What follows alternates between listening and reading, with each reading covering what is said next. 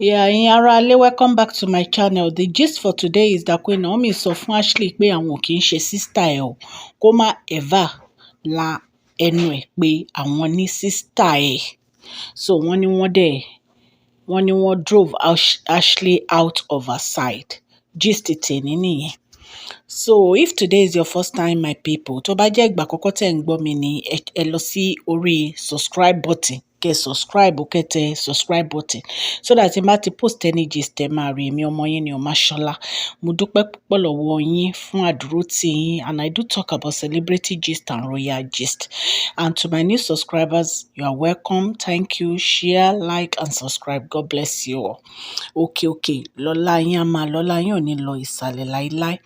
Gist tèmi wọ́n ní Queen Naomi sọ fún Ashley pé àwọn ò kì í ṣe sister ẹ̀ o, pé kó má ever pé àwọn ní sister ẹ̀ mọ́. Ẹ jẹ́ ká jọ gbọ́ gist tèmi.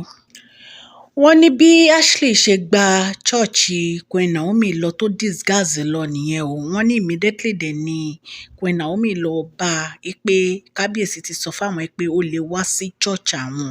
Wọ́n ní Queen Naomi dẹ̀ sọ fún pé kó má wá sí church àwọn o, kó dẹ̀ má wá sílé àwọn, kó dúró síbi tí ọkọ ẹ̀ bá fẹ́ sí, pé àwọn ò fẹ́ wàhálà ẹ̀, pé tó bá ti ṣẹ̀, pé nǹkan tó máa ń ṣe ni pé ó máa wá ẹni tó máa bá parí ìjà, pé so kó fi àwọn rọrùn sílẹ̀, kó má ta sí àwọn o.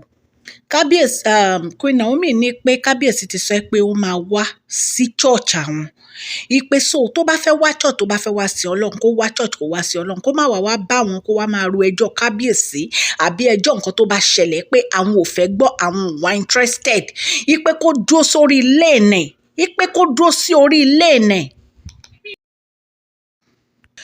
Wọ́n ní Queen Naomi sọ fún un wípé àwọn mọ irú èèyàn tí wọ́n jẹ́, wípé àwọn ti dáríjì wọn ò, wípé ṣùgbọ́n àwọn mọ irú èèyàn tán jẹ́, àwọn dẹ̀ mọ nǹkan tó lè ṣe, wípé so kán má wá àwọn wá sí church àwọn, kán má wá àwọn wá sílé àwọn, kó ní kálukú wọn jókòó síbi tọkọ wọn bá fẹ́ wọn sí.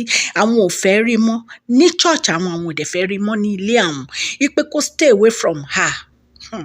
Wọ́n ní nítorí pé kábíyèsí ò mú Ashley lọ sí Uganda, wọ́n ní ṣe ló bẹ̀rẹ̀ sí í sunkún, wọ́n ló sunkún, wọ́n ló sunkún, ojú ẹ̀ fẹ́ jábọ́. Wọ́n ní so ìgbésẹ̀ tó dẹ̀ máa gbé ni pé kó wá Queen Naomi lọ sí church. Wọ́n ní nítorí pé gbogbo nǹkan tó ti ṣẹlẹ̀ ní àárín kábíyèsí àti Queen Naomi, tó jẹ́ pé Ashley àti Mariam ni wọ́n bá nídìí ẹ̀. Wọ́n ní ìtorí ẹ̀ kábíyèsí yẹra fún Ashley. Wọ́n ní bí Ashley ṣe wá dé torí pé òun ò rí ọ̀nà kankan gbà mọ́. Ẹ̀yin ará-ilé, ẹ̀yin náà ṣáà mọ gbogbo nǹkan tó ti ṣẹlẹ̀, gbogbo nǹkan tí Ashley ta gbọ́ pé àwọn èèyàn tú àṣírí Ashley àti Mariam pé wọ́n ṣe ní palace, gbogbo nǹkan tí àwọn ayaba sọ pé wọ́n ṣe ní palace, gbogbo irú àwọn nǹkan yìí ni kábíyèsí gbọ́, tó jẹ́ pé ó ń ba kábíyèsí nínú jẹ́. Ẹ̀yin èèyàn lé, oríṣiríṣi nǹkan ló ti ṣẹlẹ̀ tí kábíyèsí ti rí, kábíyèsí ló lè sọ, àwa tá à ń sọ̀rọ̀ ya kan ń sọ ni, ṣó ti yé yín. So mo rò pé nǹkan tó dé tí kábíyèsí fi pa ti Ashley tì nìyẹn, but wọ́n ní Ashley ò find it difficult, kò find it easy, nítorí pé kábíyèsí ò mú lọ sí Uganda. So ìtorí ẹ̀, ìbínú yẹn àti ẹkún tó sun òun ló fi wá Queen Naomi lọ. Wọ́n ní Queen Naomi dẹ̀ sọ fún un pé kó má wá sí church àwọn mọ́, kó jókòó síbi tọkọ ẹ̀ bá fi sí. Ẹ̀yin èèyàn lé, ẹ̀yin náà mọ nǹkan tó ju Queen Naomi ti rí. Àtún lè máa padà sẹ́yìn lórí ọ̀rọ̀ Ashley, gbogbo nǹkan tí Ashley ti ṣe fún Queen Naomi, gbogbo ẹ̀ lẹ ti gbọ́, gbogbo ẹ̀ lẹ ti rí nínú gist wa. Ṣó ti yé yín? So right now wọ́n ní pé kábíyèsí wọn ò bá ṣeré rárá, wọn ò bá rẹ́rìn rárá, pé is not smiling with her because a lot of àṣírí mélòó ni kábíyèsí fẹ́ láwọn gbọ́, àti nǹkan mélòó ni kábíyèsí fẹ́ lanu wọn pé àwọn gbọ́ lórí ọ̀rọ̀ Ashley àti Mariam pé wọ́n ṣe lórí Queen Naomi. And nǹkan tí ó funny jù ni pé any small thing ẹ ti máa gba church Queen Naomi lọ, any small thing ẹ ti máa gba church Queen Naomi lọ. Kí ni Queen Naomi ṣe náà? Ṣé àwọn náà kó bá yín ni? Kí ló dé tẹ́ ẹ̀ fi woman yìí sílẹ̀ tẹ́ jẹ́ kó enjoy ara rẹ̀? Kí ló dé tẹ́ ẹ̀ fi woman yìí sílẹ̀ tẹ́ jẹ́ kó enjoy ara rẹ̀? Kí ló dé tẹ́ ń wá Queen Naomi kiri nítorí Ọlọ́run? Ẹni ẹlẹ́ni ó fi palace sílẹ̀ fún yín, ó jókòó sí church ẹ̀, ó ń ṣiṣẹ́ Olúwa, ẹ tún máa wá kiri ni, ẹ máa lé kiri ni. Kí ló dé?